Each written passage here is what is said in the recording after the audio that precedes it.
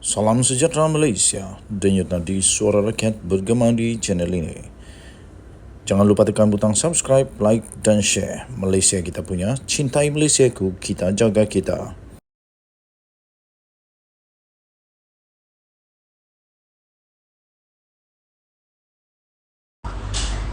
Salam sejahtera Malaysia, denyut nadi suara rakyat bergema di channel ini. Berita terkini yang amat dinanti-nantikan oleh seluruh rakyat Malaysia daripada malaysiakini.com bertarikh 7 September 2023. IGP, kertas siasatan Hadi Awang dan Mahathir diserahkan ke AGC. Berita penuh. Polis Diraja Malaysia PDRM hari ini menyerahkan kertas siasatan terhadap Presiden PAS Abdul Hadi Awang kepada Pejabat Peguam Negara berhubung kenyataannya yang didakwa telah mempertikai kuasa lembaga pengampunan dalam satu ceramah beliau di Muar Johor baru-baru ini.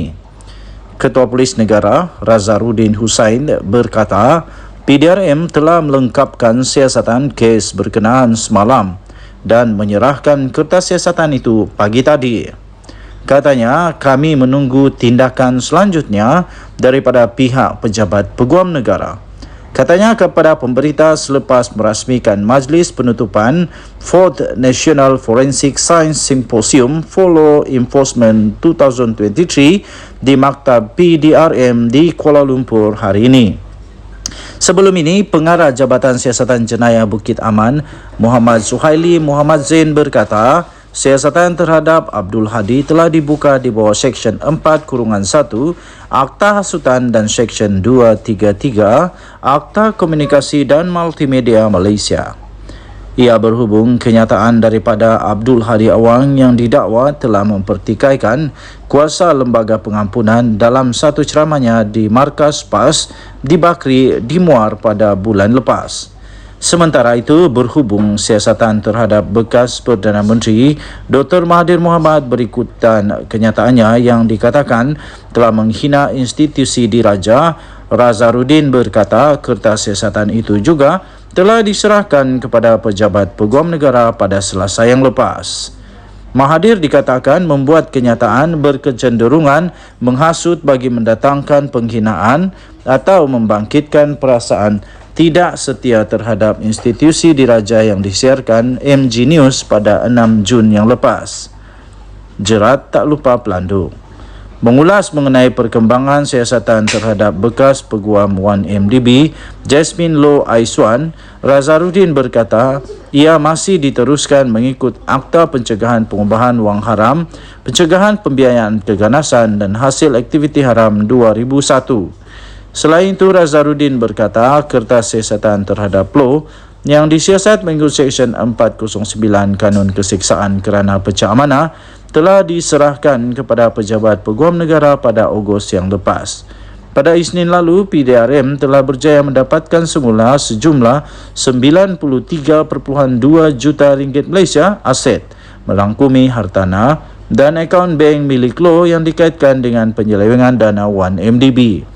Bercakap pada sidang media itu juga, ketika diminta mengulas mengenai usaha untuk menjejaki Loh Teck Joe atau juga dikenali sebagai Joe Loh yang masih jauh, Razarudin berkata PDRM sama sekali tidak pernah berhenti daripada menjejaki ahli perniagaan terbabit.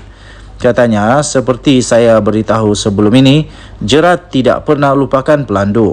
Ia sama juga seperti Jasmine Loh. Orang tidak bertanya mengenai keberadaannya sebelum ini, tetapi polis berjaya membawa beliau balik.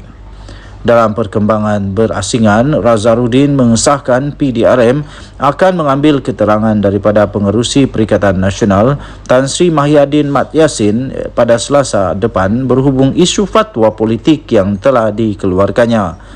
Muhyiddin sewaktu berkempen pada pilihan raya kecil PRK Parlimen Pulai Johor baru-baru ini didakwa telah mengeluarkan kenyataan yang menyifatkan tindakan mengundi bekas Speaker Dewan Undangan Negeri Johor Suhaizan Kayat sebagai haram. Berita ini dipetik daripada Bernama dan diterbitkan semula di malaysiakini.com. Denyut nadi suara rakyat bergema di channel ini. Jangan lupa tekan butang subscribe, like dan share. Malaysia kita punya, cintai Malaysia ku. Kita jaga kita. Kita jumpa lagi. Selamat petang Malaysia. Bye-bye.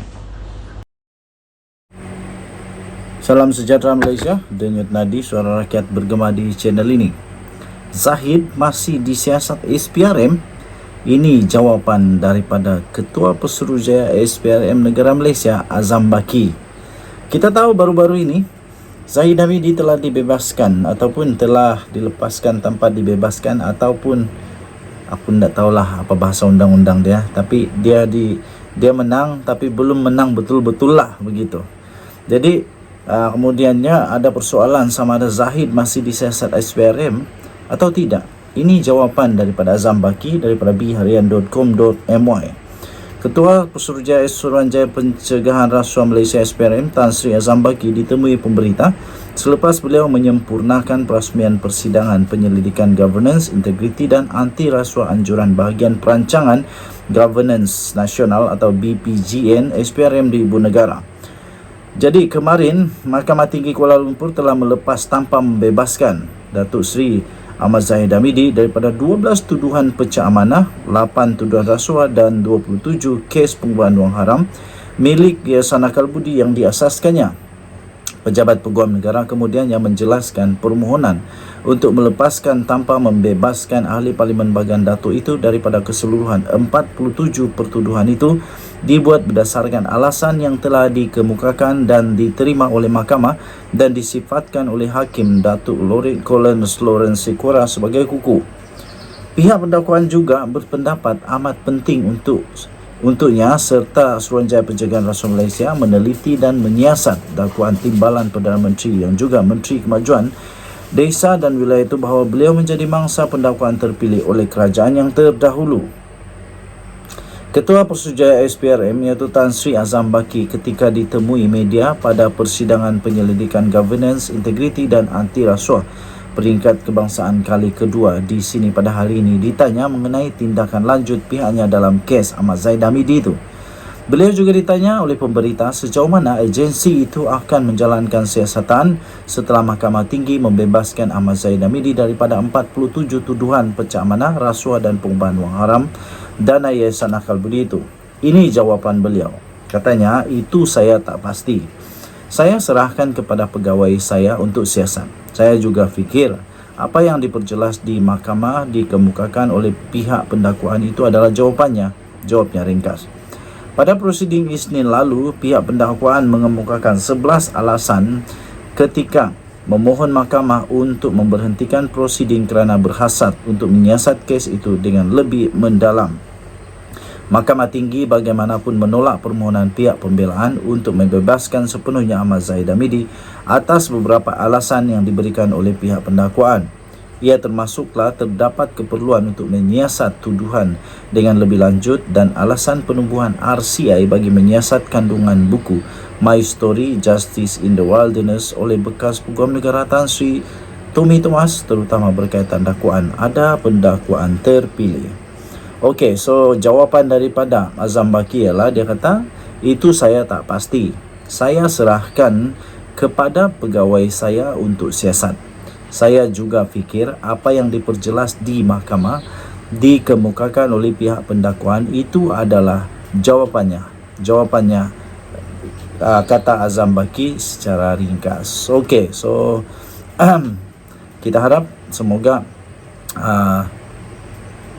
semua rakyat Malaysia dapat bertenang dan kita terima keputusan daripada mahkamah.